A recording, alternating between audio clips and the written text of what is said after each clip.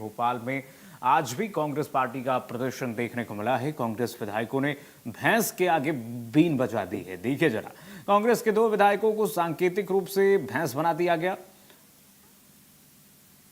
और किसानों के मुद्दे पर प्रदर्शन किया गया।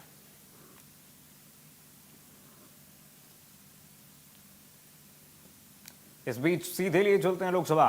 गृह मंत्री अमित शाह कुछ कह रहे हैं, सुनाते हैं आपको। हो रही है, इसमें हिस्सा लेने के लिए मैं खड़ा हुआ। माननीय अध्यक्ष जी, सबसे पहले पहलगांव में जो नृशंस हत्या की गई निर्दोष नागरिकों की, धर्म पूछकर उनको मारा गया, इनके परिवार के सामने मारा गया और बड़ी बर्बरता के साथ ये हत्याएं की गई, इसकी मैं घोर निंदा करता हूं। और जो मारे गए हैं इनके परिजनों के साथ अत्यंत हृदय की गहराइयों से मैं संवेदना भी व्यक्त करना चाहता हूं। ऑपरेशन सिंदूर के जवाब में पाकिस्तान के हमारे नागरिक ठिकानों पर गोलीबारी की, इसमें भी कुछ नागरिक हताहत हुए, गुरुद्वारा भी टूटा, मंदिर भी टूटा। जो भी नागरिक उसमें घायल हुए हैं और जो हताहत हुए हैं, वो सभी के प्रति मैं पूरे सदन की ओर से गहरी संवेदना व्यक्त करना चाहता हूं। माननीय अध्यक्ष जी, कल से यहां पर पक्ष और विपक्ष दोनों की चर्चा चल रही है और स्वाभाविक है, जब इस तरह की नृशंस घटना घटे देश में, तब इस पर मुक्त चर्चा भी होनी चाहिए, चिंतन भी होना चाहिए, आगे न हो इसकी व्यवस्था की भी चिंता होनी चाहिए। माननीय अध्यक्ष जी, मैं विषय पर आने से पहले आपके माध्यम से सदन को और सदन के माध्यम से पूरे देश को ऑपरेशन महादेव जो कल एक हुआ है, इसकी जानकारी देना चाहता हूं। माननीय अध्यक्ष जी, कल ऑपरेशन महादेव में सुलेमान उर्फे फैजल जट, अफगान और जिब्रान, 3 आतंकवादी सेना, सीआरपीएफ और जम्मू कश्मीर पुलिस के संयुक्त अभियान में ऑपरेशन महादेव में मारे गए। और माननीय अध्यक्ष जी, ये जो सुलेमान है, ए श्रेणी का लश्कर-ए तोयबा का कमांडर था पहलगाम हमले में, और गगनगिर आतंकी हमले में वो लिप्त था। इसके ढेर सारे सबूत हमारी एजेंसियों के पास है। अफगान ए श्रेणी का लश्कर-ए तैयबा का आतंकवादी था और जिब्रान भी ए ग्रेड आतंकवादी था। और माननीय अध्यक्ष जी, मैं सदन को और सदन के माध्यम से पूरे देश को बताना चाहता हूं, जिन्होंने बैसरन घाटी में हमारे प्रवासियों को, नागरिकों को मारा था, ये तीनों आतंकवादी ये थे और तीनों मारे गए।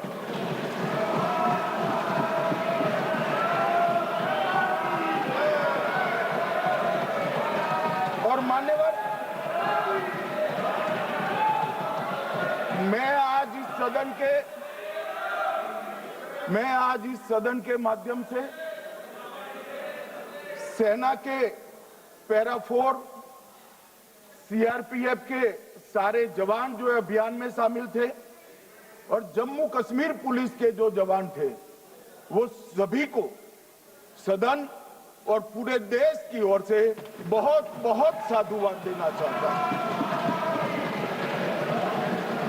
माननीय अध्यक्ष जी, मैं इस ऑपरेशन महादेव के बारे में थोड़ा डिटेल में बताना चाहूंगा।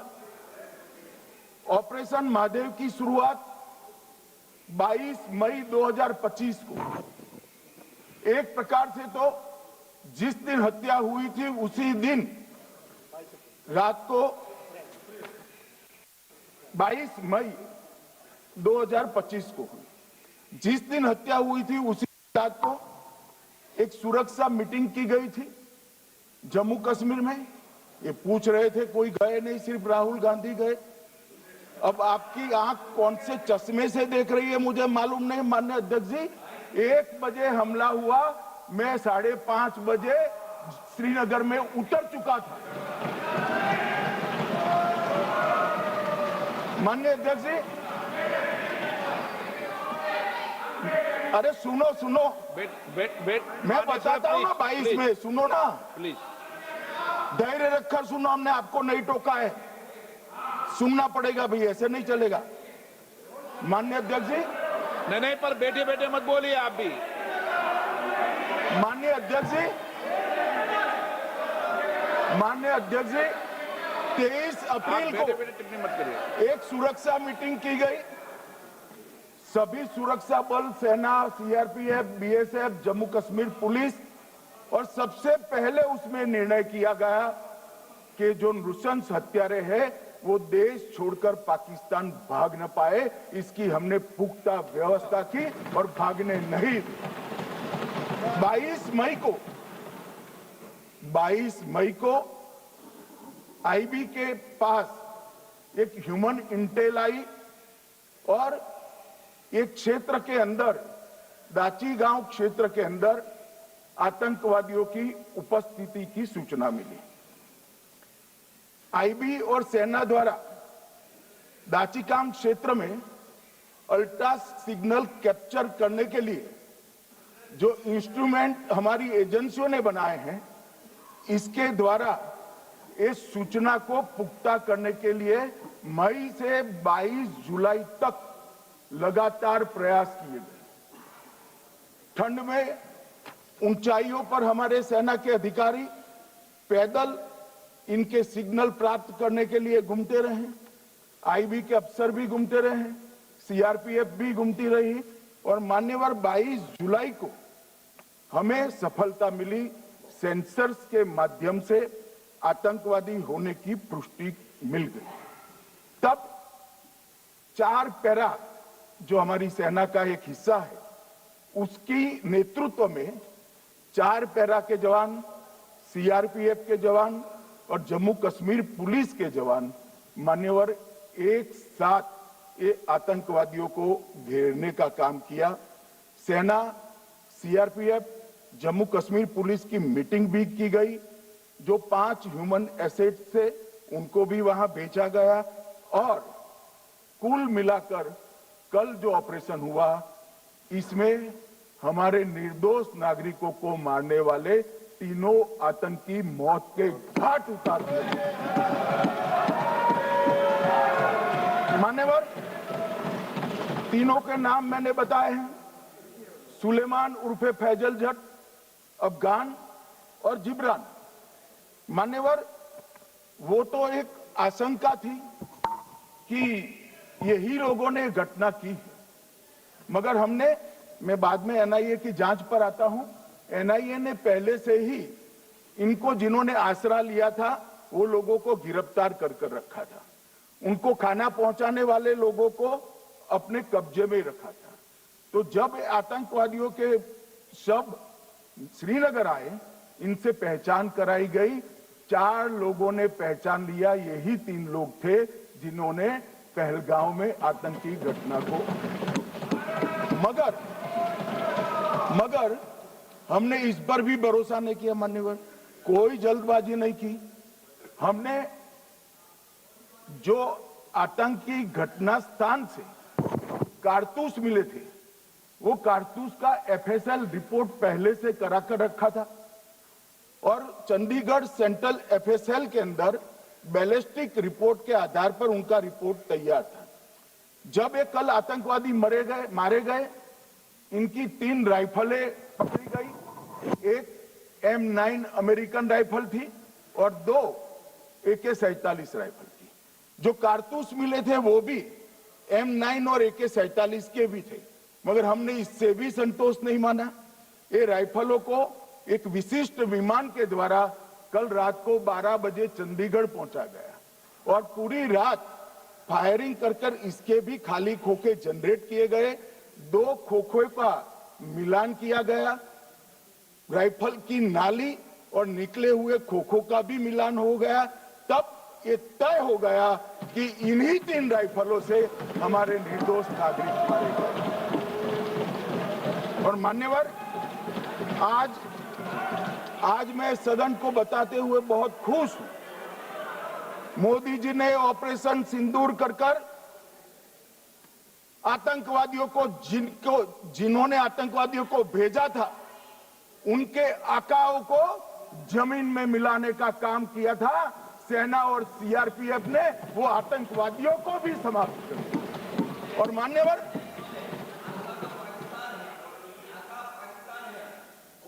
कौन पाकिस्तान से आपकी बात होती है क्या? अरे बैठ जाओ भाई।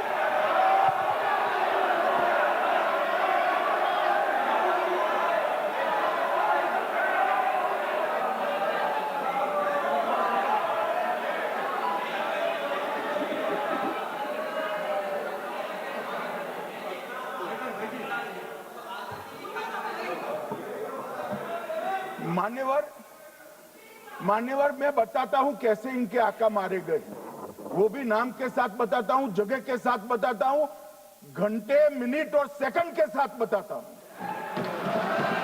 मान्यवर, मैं तो अपेक्षा करता था कि जब ये सूचना सुनेंगे पक्ष विपक्ष में खुशी की लहर दौड़ जाएगी, मगर ये स्याही पड़ गई इनके चेहरे। ये क्या है मान्यवर, किस तरह की पॉलिटिक्स? भाई आतंकवादी मारे गए, आपको इसका भी आनंद नहीं है?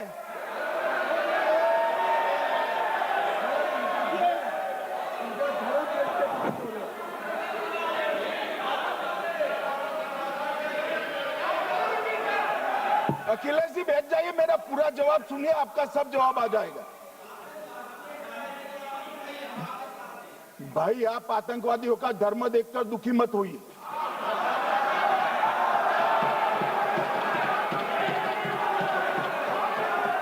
अखिलेश बैठ जाइए यार।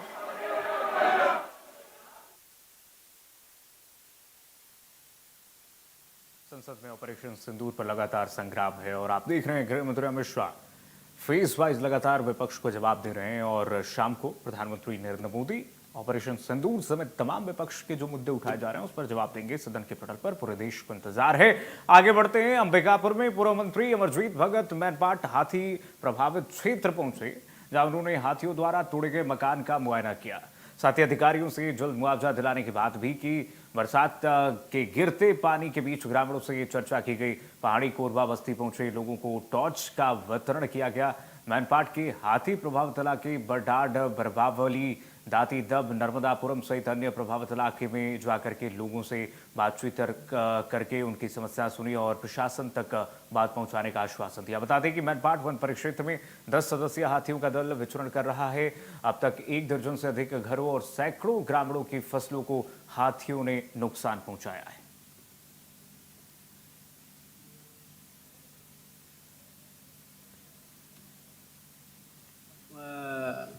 ओदे बगल कर घर बा पेड़ है और जगला देखियो तो पीछे का तिलक और थी। तो मुआवजा मन मिले कुछ?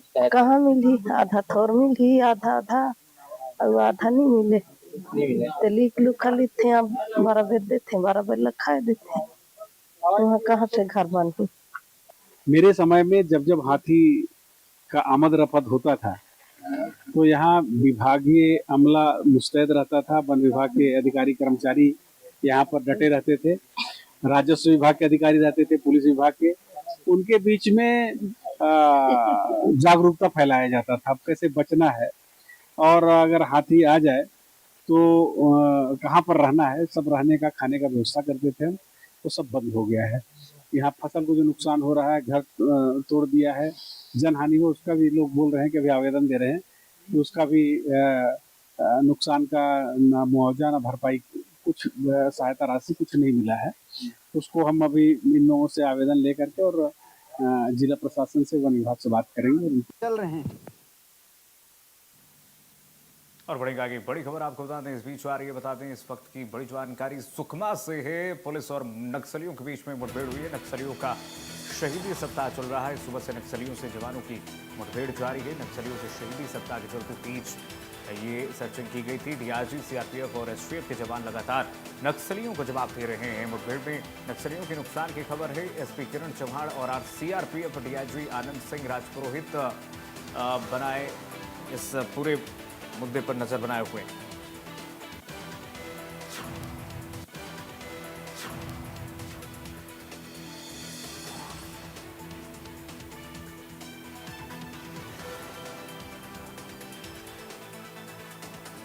ऑनलाइन पर धर्मेंद्र जुड़ गए तमाम जानकारी के साथ।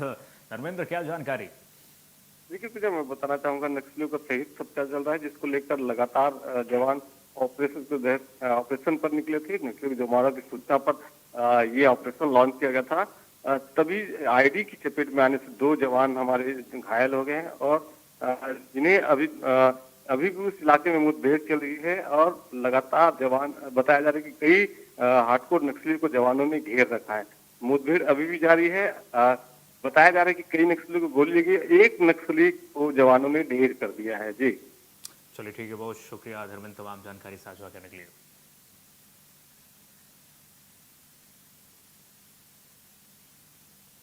चलिए फिलहाल के लिए बस इतना ही। खबरें लगातार जारी।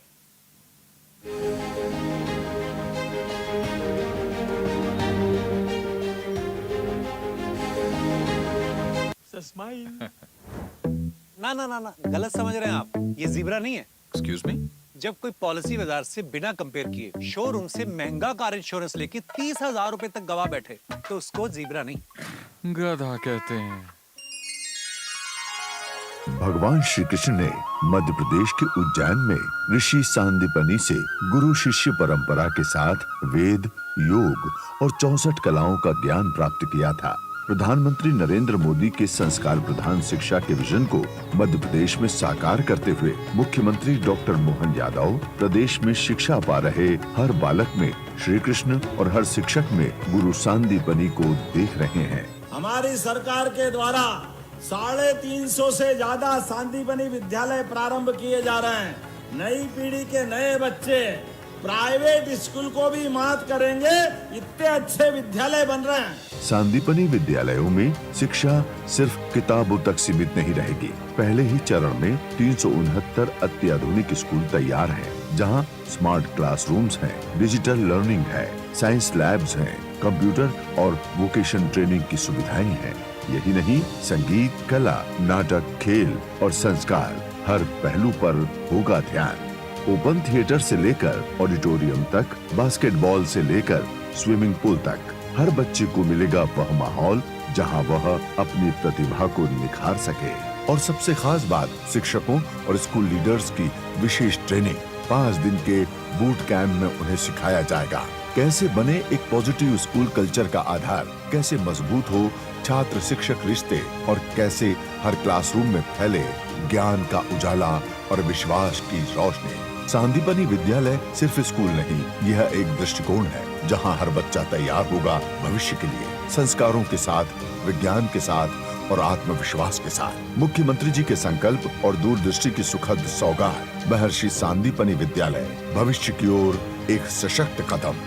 सांदीपनि विद्यालय, ज्ञान, कौशल और संस्कार का संगम।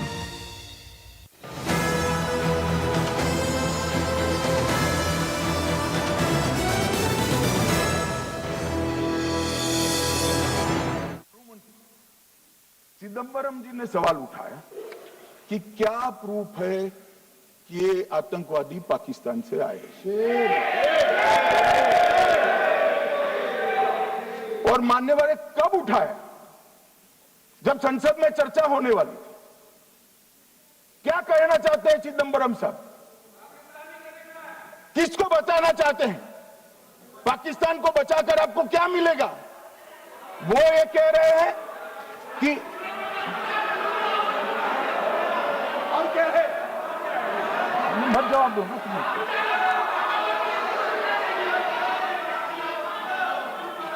मान्यवर हमारे पास, मैं आज चिदम्बरम साहब को कहना चाहता हूं, मैं आज चिदम्बरम साहब को आपके माध्यम से कहना चाहता हूं, हमारे पास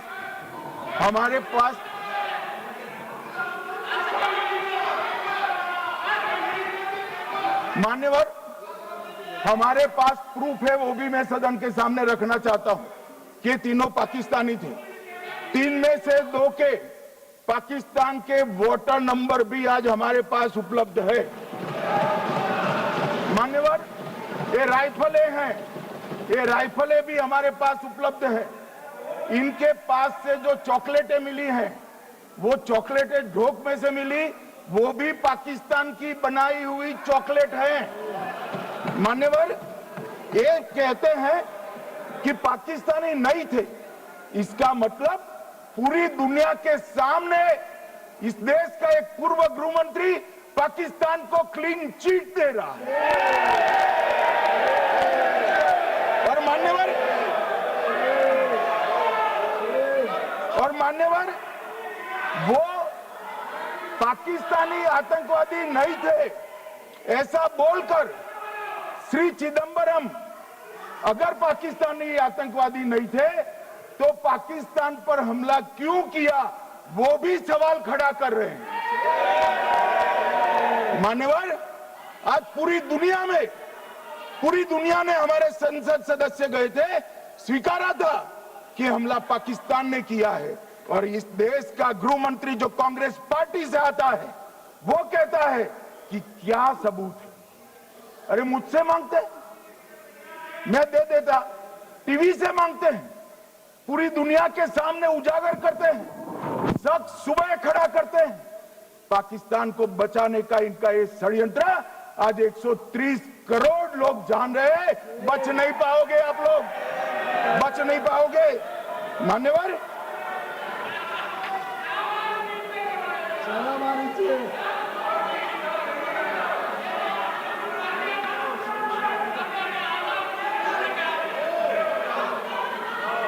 मान्यवर अब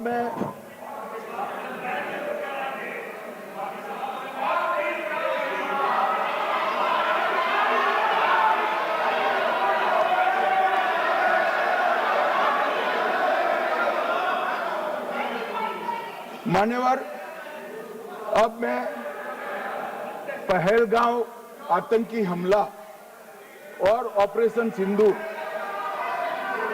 ये दोनों घटनाक्रम के लिए मान्यवर ये अभी से थक जाते हैं।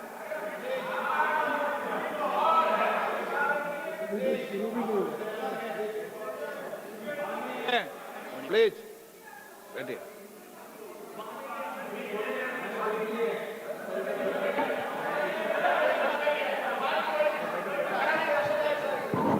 मान्यवर मैं आपके माध्यम से कहना चाहता हूं, थोड़ा धैर्य रखे भैया, अभी तो शुरू हुआ है, अभी तो शुरू हुआ है। मान्यवर मैं पहलगांव आतंकी हमला और ऑपरेशन सिंदूर के बारे में पूरा घटनाक्रम बताना चाहता हूं। कल ढेर सारे सवाल उठाए, वैसे तो मुझे लगता था कि कल रक्षा मंत्री जी के भाषण के बाद शायद कांग्रेस पार्टी सपोर्ट में भाषण देना शुरू करेगी और अगर थोड़ी बहुत जनता की इच्छा की परख होती तो वो ही करते, मगर नहीं करा, क्योंकि रक्षा मंत्री जी ने बहुत बारीकी से ऑपरेशन सिंदूर की सफलता, इसकी जरूरियात, इसकी प्रासंगिकता और इसके परिणाम, इसके बारे में बहुत अच्छे तरीके से सदन के माध्यम से पूरी देश की जनता के सामने रखा जाए। मगर फिर भी उन्होंने बहुत सारे सवाल किए। अब सवाल किए हैं तो मुझे जवाब देना भी पड़ेगा, उनको सुनना भी पड़ेगा। मान्यवर मैं पूरा घटनाक्रम बताना चाहता हूं। मान्यवर 22 अप्रैल को पहलगांव में आतंकवादी हमला हुआ, इसमें 26 लोग मारे गए, 25 भारतीय और 1 नेपाली नागरिक। हमने उसी वक्त मैं श्रीनगर जाने के लिए निकल गया, रात को ही सुरक्षा बलों की मीटिंग कर ये भाग न पाए इसकी व्यवस्था की। माननीय मोदी जी ने 23 और 30 अप्रैल को सीसीएस की मीटिंग चेयर की। ये कह रहे हैं, मैं आज बताना चाहता हूं कि सीसीएस की 23 अप्रैल की मीटिंग में क्या हुआ। सबसे पहला कांग्रेस पार्टी का ब्लंडर था सिंधु जल संधि, इसको स्थगित करने का काम नरेंद्र मोदी जी ने। हमने अटारी के माध्यम से एकीकृत जांच चौकी जो चलती थी उसको बंद कर दिया। पाकिस्तानी नागरिकों के सार्क वीजा को सस्पेंड कर सभी को वापस पाकिस्तान भेजने का काम किया। पाकिस्तान स्थित उच्चायोग ने रक्षा, सैन्य, नौसेना के सलाहकारों को अवांछनीय व्यक्ति घोषित किया, संख्या को 55 से घटाकर 30 किया और सीसीएस ने ये संकल्प लिया कि जहां पर भी ये आतंकवादी छुपे हैं उनको और उनकी ट्रेनिंग करने वाले अड्डों को सेना, पुलिस, सीआरपीएफ, बीएसएफ उचित जवाब देगी। मान्यवर, जिस तारीख को ये हुआ उसी दिन ये निर्णय हो चुका। मान्यवर, इसके बाद में कल गोगाई जी कहते थे मोदी जी 24 को पहलगाम जाने की जगह बिहार गए। सुनो यार, मान्यवर, मोदी जी जब ये पहलगाम घटना हुई यहां नहीं थे, विदेश में थे। आने के बाद तुरंत सीसीएस बैठक थी और मोदी जी जिस दिन बिहार गए उस दिन पहलगाम में कुछ नहीं, कोई नहीं था, सिर्फ राहुल गांधी थे। सारे लोग चले गए थे, सारे लोग वहां से अपने अपने ठिकाने पर चले गए थे। मगर इन्होंने एक बात कही, उस पर मेरी आपत्ति है मान्यवर। उन्होंने कहा 24 अप्रैल को चुनावी भाषण किया। मान्यवर, देश का नेतृत्व करने वाले देश के प्रधानमंत्री की फर्ज होती है कि देश की संप्रभुता पर, देश के नागरिकों पर अगर ऐसा जघन्य हमला होता है तो जनता की भावनाओं के अनुरूप जवाब देना चाहिए। मान्यवर, मैं आज आपकी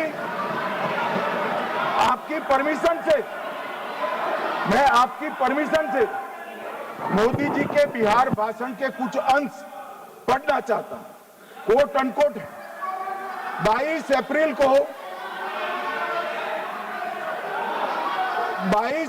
को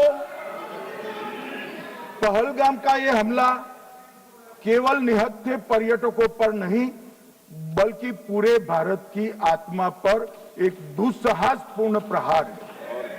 आतंकवाद के प्रति दृढ़ और कड़ा रुख, आतंकियों और इसके हमले की साजिश रखने वालों की कल्पना से भी बढ़कर उनको सजा दी जाए। मान्यवर, महत्वपूर्ण है आतंकियों और इसकी साजिश रचने वाले दोनों को। आतंकियों की बची खुची जमीन भी मिट्टी में मिलाने का समय आ गया है।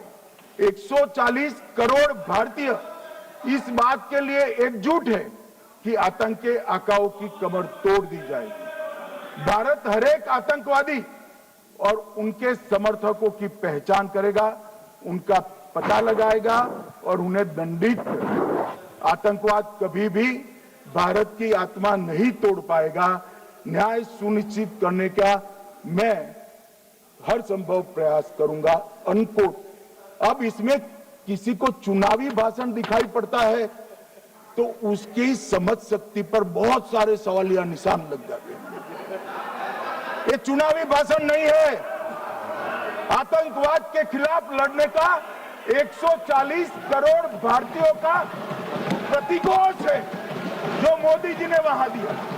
इनको चुनावी भाषण दिखाई पड़ता है। जैसे चश्मे होते हैं ऐसी ही दृष्टि होती। मान्यवर, इसके बाद 30 अप्रैल को मान्यवर 30 अप्रैल को सीसीएस की बैठक हुई। पहले 23 को हुई थी। उसमें सशस्त्र बलों को पूर्ण ऑपरेशन की फ्रीडम दे दी गई।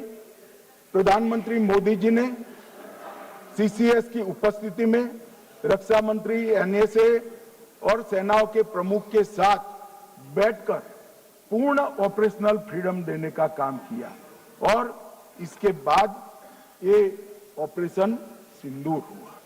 मान्यवर, ऑपरेशन सिंदूर 7 मई को रात को 1:04 से 4 मिनट से 1:24 तक चला।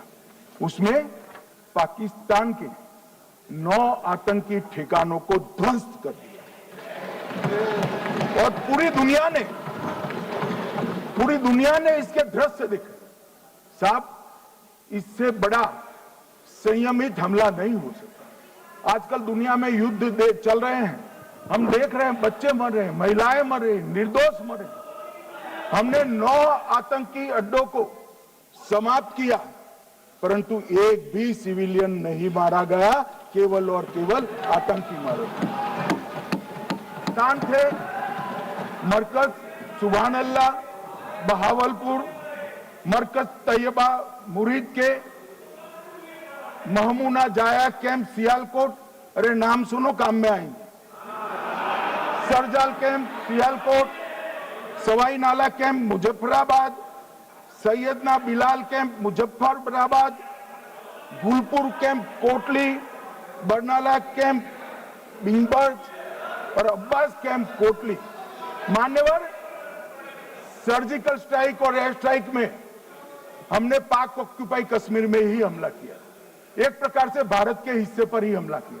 पाक ऑक्यूपाई कश्मीर हमारा ही, तो हमने तो हमारे हिस्से में हमला किया, मगर इस बार 100 किलोमीटर अंदर घुसकर पाकिस्तान की भूमि पर आतंकवादियों को तबाह करने का काम। और मान्यवर, ये आतंकी के ठिकानों पर हमला हुआ, इसमें मारा कौन गया? हाफिज मोहम्मद जमील जैसे मोहम्मद के प्रमुख मौलाना मसूद अजहर के बहनोई, मुदस्सर खादियान, मरकज तैयबा मुरीद का प्रमुख याकूब मलिक, जेएम पदाधिकारी मोहम्मद हमसा जमील, जेएम ऑपरेटिव मोहम्मद यूसुफ अजहर गंभीर रूप से घायल था, फिर मारा गया। जैसे मोहम्मद का आमिर मोहम्मद हसन खान गंभीर रूप से घायल था, फिर मारा गया। जेएम ऑपरेटिव मोहम्मद हसन गंभीर रूप से घायल हुआ। अब्दुल मलिक, खालिद अबू अक्स और नोएम मलिक, इनका कोई पता ठिकाना नहीं। और मान्यवर, ये पूछते थे मुझे कल कि पहलगांव के दोषी कहां गए, वो पहलगांव के दोषी कहां गए? ये जो मैंने, अरे सुनो ना यार, ये जो 10 मैंने नाम पढ़े हैं, इसमें से 8 ये चिदंबरम एंड कंपनी के समय में आतंकवादी घटना घटाने वाले लोगों को नरेंद्र मोदी जी ने मारा। ये हमें पूछते कहां गए? अरे भाई, आपके समय में जो छुप गए थे उनको चुन चुन कर हमारी सेना ने समाप्त कर दिया है। और ये 10 नहीं, कल राजनाथ जी घबराते बोले हैं, अब ऑथेंटिक शब्द का है, मैं बढ़ा नहीं सकता, मगर कम से कम 100 लोगों को हमारी सेना ने समाप्त, 100 से अधिक लोगों को हमारी सेना ने समाप्त करने का कहा। मान्यवर, और इस पर भी गर्व नहीं कर सकते आप? इस पर भी गर्व नहीं कर सकते?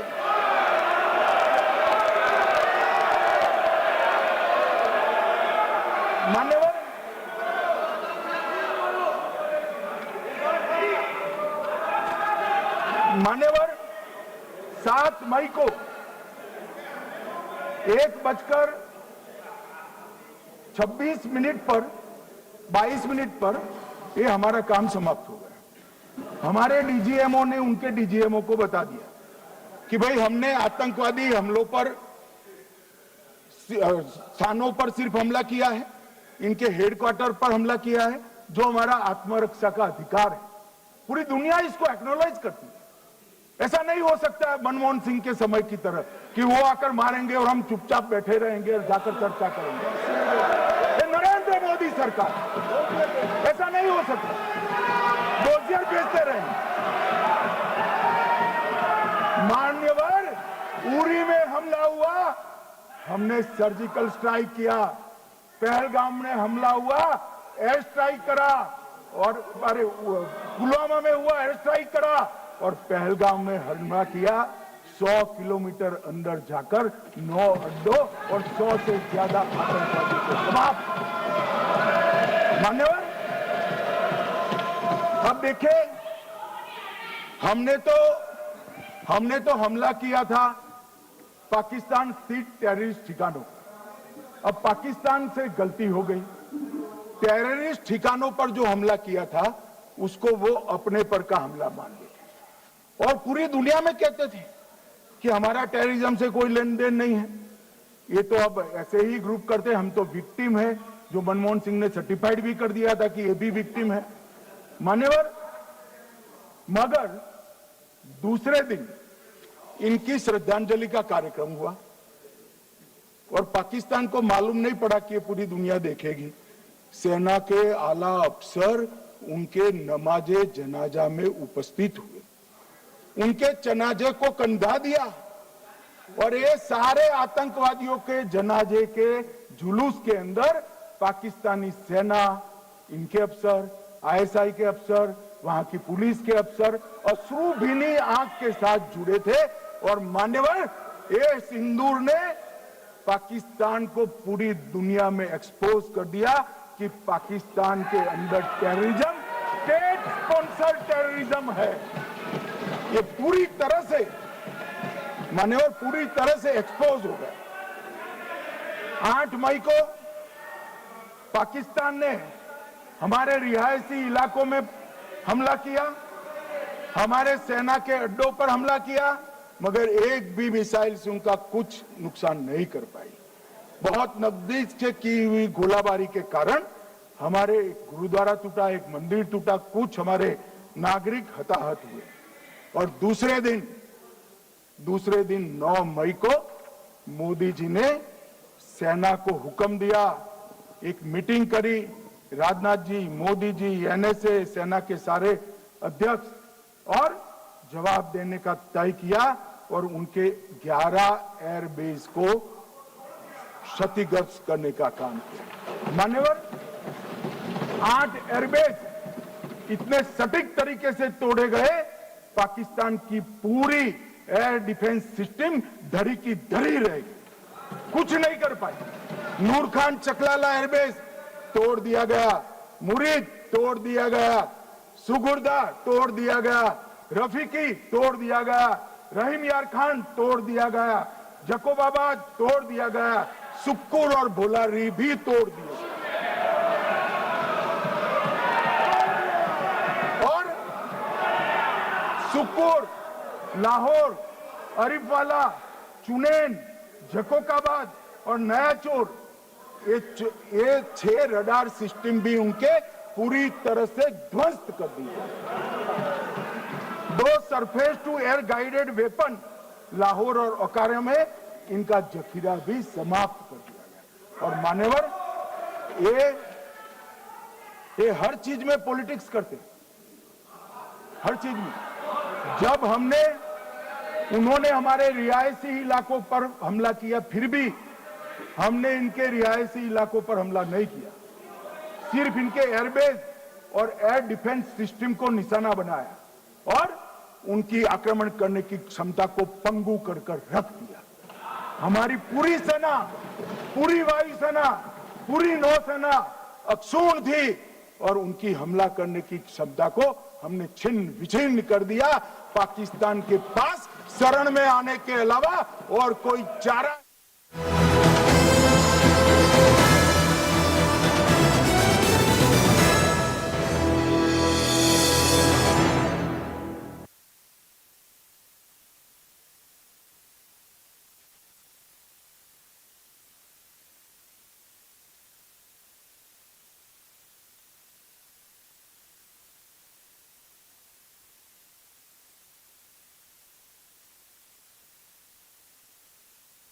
प्राणी गणना के अनुसार 2967 बाघों की उपस्थिति दर्ज की गई थी।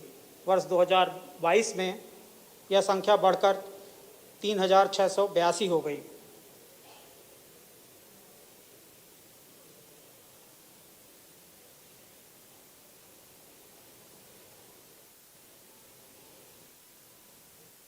माननीय मुख्यमंत्री जी का आगमन ऊपर हो चुका है और वो बाघ देव स्वयं अपने हाथों से मिट्टी का एक बाघ बनाकर प्रतीकात्मक रूप से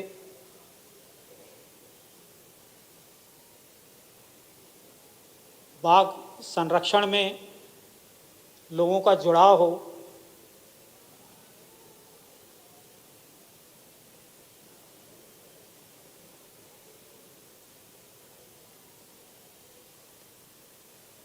यहाँ पर मैं आपको बता देना चाहूँगा कि पेश टाइगर रिजर्व में ये बाघदेव की मुहिम लगातार चल रही है और उनका लक्ष्य 42,000 से अधिक बाघ बना करके जन जागरण और लोगों के बीच में बाघ की प्रतिष्ठा को स्थापित करने का कार्य किया जा रहा है। मुख्यमंत्री जी अपने हाथों से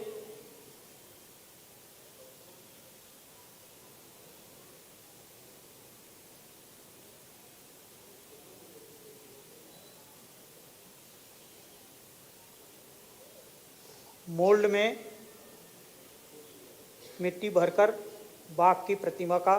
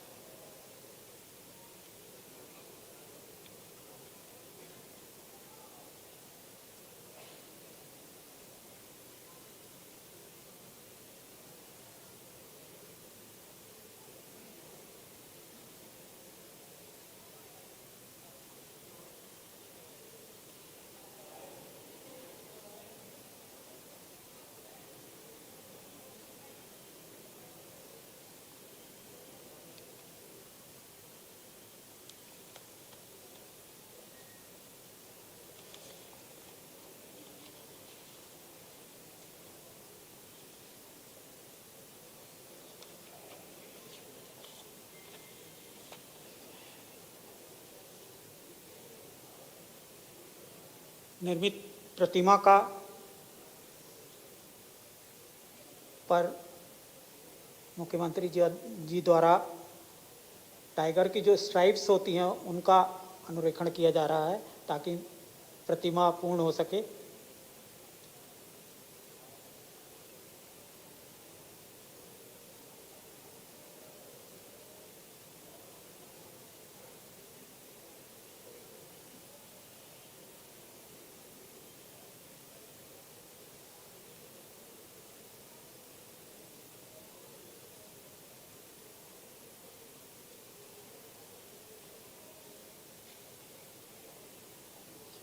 इसके पश्चात मुख्यमंत्री जी वन विभाग द्वारा लगाई गई प्रदर्शनी का अवलोकन करेंगे।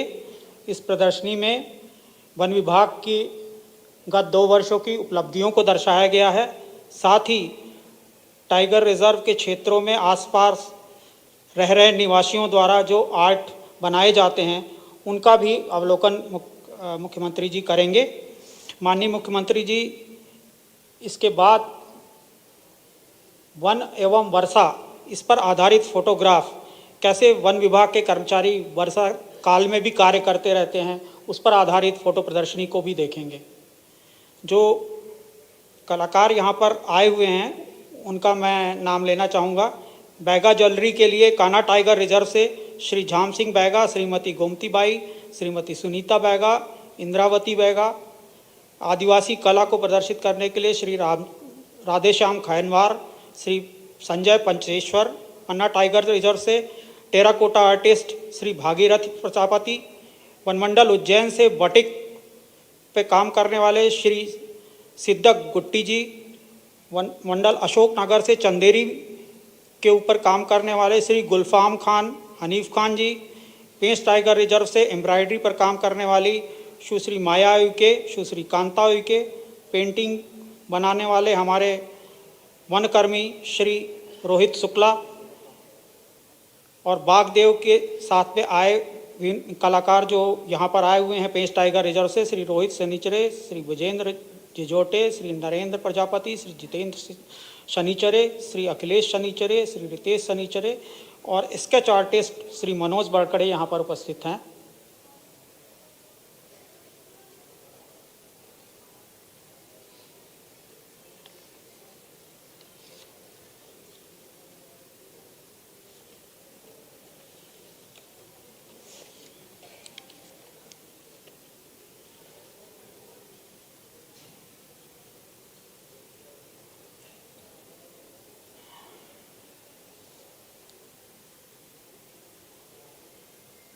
चंदेरी आर्टिस्ट जिन्होंने ये साड़ी बनाई है, इस पे बाघ का चित्र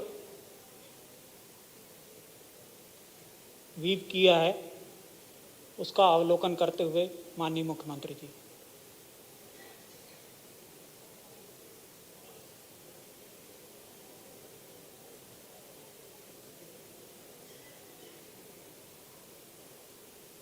टेराकोटा आर्टिस्ट के पास जिन्होंने विभिन्न वन्य प्राणियों से संबंधित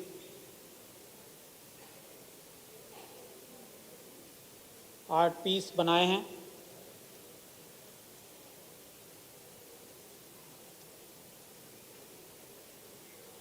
माननीय मुख्यमंत्री जी हमारे वन रक्षक श्री रोहित शुक्ला जो सिवनी में पदस्थ हैं, उनके द्वारा बनाए गए विभिन्न चित्रों का अवलोकन करते हुए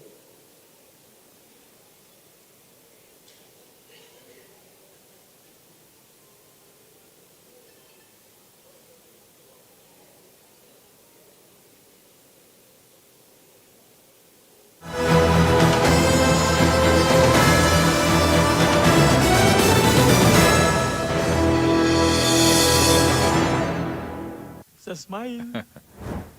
ना ना ना ना, गलत समझ रहे हैं आप, ये ज़ीब्रा नहीं है। Excuse me? जब कोई पॉलिसी बाजार से बिना कंपेयर किए शोरूम से महंगा कार इंश्योरेंस लेके 30,000 रुपए तक गवा बैठे तो उसको ज़ीब्रा नहीं, गधा कहते हैं। यशस्वी प्रधानमंत्री श्री नरेंद्र मोदी की विकसित भारत 2047 की संकल्पना को साकार करने के उद्देश्य से विजनरी मुख्यमंत्री डॉक्टर मोहन यादव के नेतृत्व में मध्य प्रदेश की मंत्रि परिषद द्वारा प्रदेश में भोपाल और इंदौर को मेट्रोपॉलिटन रीजन के रूप में विकसित करने का ऐतिहासिक निर्णय लिया गया है। इसके लिए मध्य प्रदेश मेट्रोपॉलिटन नियोजन एवं विकास अधिनियम 2025 को मंजूरी दी गई है, जिसमें मेट्रोपॉलिटन रीजन विकास प्राधिकरण बनाया जाएगा, जिसके अध्यक्ष स्वयं मुख्यमंत्री जी होंगे। भोपाल, सीहोर, रायसेन, विदिशा और राजगढ़ को जोड़कर 60 लाख की संभावित आबादी के हिसाब से भोपाल मेट्रोपॉलिटन रीजन बनेगा, जिसमें 9,600 वर्ग किलोमीटर क्षेत्र शामिल होगा। इंदौर रीजन में 75 लाख की संभावित आबादी को ध्यान में रखते हुए इंदौर, उज्जैन, देवास और धार जोड़े जाएंगे, जिसमें 9,336 वर्ग किलोमीटर क्षेत्र शामिल होगा। मेट्रोपॉलिटन रीजन में संसाधनों का समुचित उपयोग किया जाएगा। आर्थिक विकास की नीति निर्धारण कर इन रीजन को औद्योगिक हब बनाया जाएगा। यहाँ इकोनॉमिक कॉरिडोर बनेंगे, हॉस्पिटल और होटल जैसी इंडस्ट्रियों को भी बढ़ावा दिया जाएगा। इतना ही नहीं, अधोसंरचना, पर्यटन, जल आपूर्ति, जल संरक्षण, सार्वजनिक सुविधाएं, नगरीय सेवाएं, व्यवस्थित यातायात, सार्वजनिक परिवहन और वन संरक्षण के कार्य भी किए जाएंगे। भोपाल और इंदौर के बाद प्रदेश के अन्य बड़े शहरों को भी मेट्रोपॉलिटन रीजन बनाया जाएगा। मेट्रोपॉलिटन शहर के नाते से भविष्य के लिए आने जाने के मार्ग, सीवर लाइन, पीने के पानी की लाइन, इलेक्ट्रिक लाइन, सारी जो मूलभूत सुविधाएं पूरा विकास करके ये मेट्रोपॉलिटन की कल्पना की गई है। मेट्रोपॉलिटन रीजन मध्य प्रदेश के विकास का एक नया मॉडल है, जिसे शहरों की बेहतरी, रोजगार के भरपूर अवसर, आर्थिक ग्रोथ और आधुनिकीकरण के लिए तैयार किया गया है, जो निकट भविष्य में विकसित मध्य प्रदेश के लिए महत्वपूर्ण कदम साबित होगा।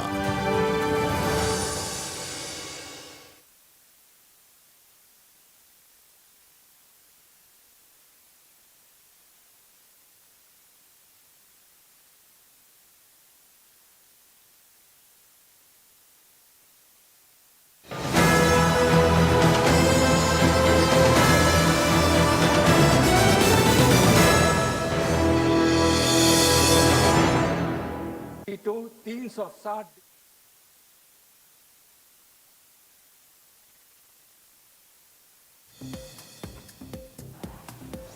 लोकसभा में ऑपरेशन सिंदूर पर बोले अमित शाह, पहलगाम हमले की निंदा की। हमले पर विपक्ष के रवैये की निंदा की। कहा यह आतंकियों के मरने से भी खुश नहीं है।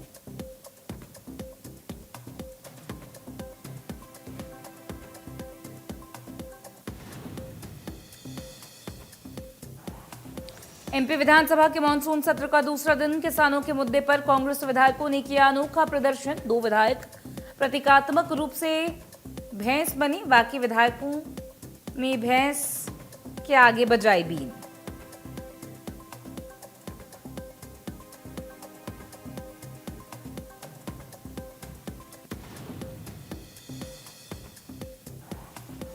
एमपी विधानसभा के मानसून सत्र का दूसरा दिन। कार्यवाही शुरू होने से पहले ही विपक्ष का हंगामा।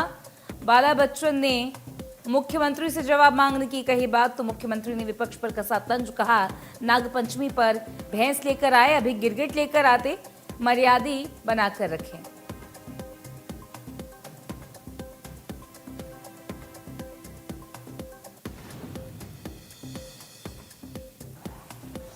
सिंधिया के नेतृत्व में बीएसएनएल मारेगा उछाल। बीएसएनएल से प्रति यूजर कमाई 50% बढ़ाने की सिंधिया ने दिए निर्देश। बीएसएनएल की हालत सुधारने की दिशा में पहल।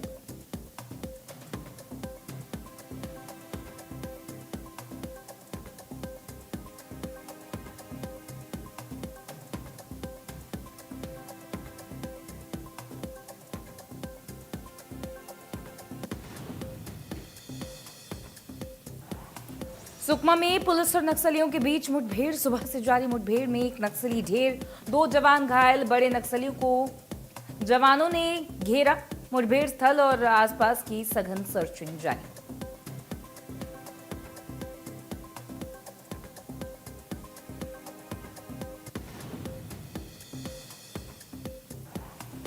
भोपाल में जल्द खुलेगा पहला महाशीर कैफे। मुख्यमंत्री डॉक्टर मोहन यादव की पहल पर मध्य प्रदेश में मछुआरा समुदाय को मिलेगा नया व्यापारिक मंच।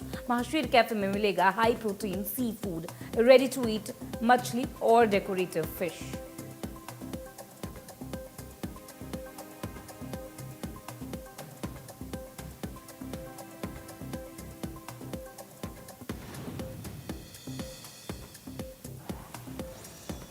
मध्य प्रदेश और छत्तीसगढ़ में भारी बारिश का दौर जारी। मध्य प्रदेश के 34 जिलों में तेज बारिश का अलर्ट। कई इलाकों में बाढ़ जैसे हालात। राजधानी भोपाल में 48 घंटों से लगातार हो रही है रेनफॉल।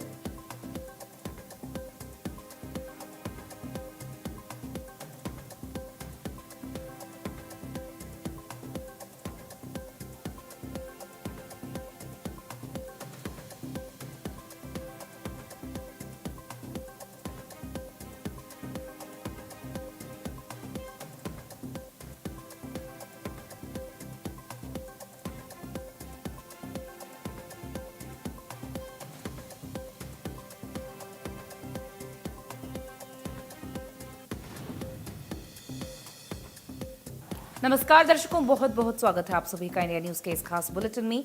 बड़ी और ताजा खबरों के साथ मैं हूं लीचफी रॉय। करेंगे बुलेटिन का आगाज और ये पहली जानकारी आपको बता रहे हैं। ऑपरेशन सिंदूर पर लोकसभा में चर्चा जारी है। सदन में बोले हैं केंद्रीय गृह मंत्री। जी हां, होम मिनिस्टर अमित शाह सदन में पहलगाम हमले की निंदा करते नजर आए। पहलगाम में निर्दोष लोगों को मारा गया, धर्म पूछकर लोगों को गोली मारी गई। हमले में मारे गए लोगों के प्रति संवेदनाएं। पहलगाम हमले में 3 आतंकी मारे गए। ऑपरेशन महादेव में 3 आतंकी मारे गए हैं। सुलेमान, अफजाल यहां पर ढेर किए गए हैं। शाह ने कहा मारे गए तीनों आतंकी पहलगाम हमले में शामिल थे। लश्कर का कमांडर सुलेमान मारा गया। पहलगाम हमले में शामिल था सुलेमान। एनकाउंटर करने वाले सुरक्षा बलों को बधाई भी दी है अमित शाह ने। सेना, सीआरपीएफ, पुलिस का संयुक्त ऑपरेशन 22 मई को ऑपरेशन महादेव की शुरुआत। आतंकियों को भेजने वालों को मिट्टी में मिलाया। हमने सुनिश्चित किया कि आतंकी देश से भाग न पाए। राइफल की नाली और खाकों का मिलान किया। एनआईए ने 1055 लोगों से की पूछताछ। 3000 घंटे पूछताछ हुई। विपक्ष ने ऑपरेशन सिंदूर पर सवाल उठाए। विपक्ष किस चश्मे से देख रहा है मुझे पता नहीं। पाकिस्तान को बचाकर विपक्ष को क्या मिलेगा? या आतंकियों के मरने से भी खुश नहीं है। आतंकियों को देखकर दुखी ना हो विपक्ष। आतंकी और उनके आका भी मारे गए। आतंकियों को शरण देने वाले 2 लोग गिरफ्तार हुए। तो अमित शाह ने ये सारी बातें कही हैं सदन में। यहां पर जिस तरीके से ऑपरेशन सिंदूर को लेकर विपक्ष लगातार सवाल उठा रहा था, अमित शाह, केंद्रीय गृह मंत्री, होम मिनिस्टर ने सारे जवाब दिए हैं, कोट अनकोट करके आपको बताया है। ऑपरेशन सिंदूर पर लोकसभा में चर्चा जारी है। केंद्रीय गृह मंत्री अमित शाह ने की बड़ी बातें। 12 बजे यहां पर उनके पक्ष में यहां पर बात शुरू हुई। उन्होंने अपना पक्ष रखा, ऑपरेशन सिंदूर को लेकर जवाब दिया। पहलगाम आतंकी हमले को निंदनीय बताते हुए ऑपरेशन सिंदूर की हर बात कही। एनआईए यानी कि नेशनल इन्वेस्टिगेशन एजेंसी ने किस तरीके से 3000 घंटे पूछताछ की, 1000 से ज्यादा लोगों से पूछताछ की, किस तरीके से क्रैकडाउन किया, आतंकियों को पकड़ा और आतंकियों को किस तरीके से सैनिकों ने, हमारे जवानों ने ढेर किया, इन सारी चीजों पर बात करते हुए अमित शाह नजर आए। ऑपरेशन महादेव में सुलेमान उर्फे फैजल जट, अफगान और जिब्रान 3 आतंकवादी सेना, सीआरपीएफ और जम्मू कश्मीर पुलिस के संयुक्त अभियान में ऑपरेशन महादेव में मारे गए। और माननीय अध्यक्ष जी, ये जो सुलेमान है, ए श्रेणी का लश्कर तोयबा का कमांडर था पहलगाम हमले में, और गगनगिर आतंकी हमले में वो लिप्त था। इसके ढेर सारे सबूत हमारी एजेंसियों के पास है। अफगान ए श्रेणी का लश्कर तैयबा का आतंकवादी था और जिब्रान भी ए ग्रेड आतंकवादी था।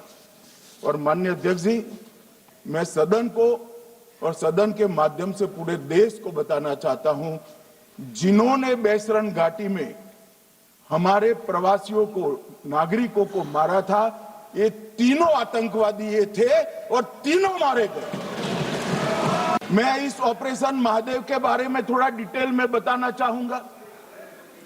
ऑपरेशन महादेव की शुरुआत 22 मई 2025 को, एक प्रकार से तो जिस दिन हत्या हुई थी उसी दिन रात को एक सुरक्षा मीटिंग की गई थी जम्मू कश्मीर में। ये पूछ रहे थे, कोई गए नहीं, सिर्फ राहुल गांधी गए। अब आपकी आंख कौन से चश्मे से देख रही है मुझे मालूम नहीं माननीय अध्यक्ष जी। 1 बजे हमला हुआ, मैं 5:30 बजे श्रीनगर में उतर चुका था। 23 अप्रैल को एक सुरक्षा मीटिंग की गई। सभी सुरक्षा बल, सेना, CRPF, BSF, Jammu Kashmir police, और सबसे पहले उसमें निर्णय किया गया कि जो नृशंस हत्यारे हैं वो देश छोड़कर पाकिस्तान भाग न पाए, इसकी हमने पुख्ता व्यवस्था की और भागने नहीं। और बढ़ेंगे खबरों में आगे। एमपी विधानसभा के मॉनसून सत्र का भी दूसरा दिन यहां पर शुरू हुआ।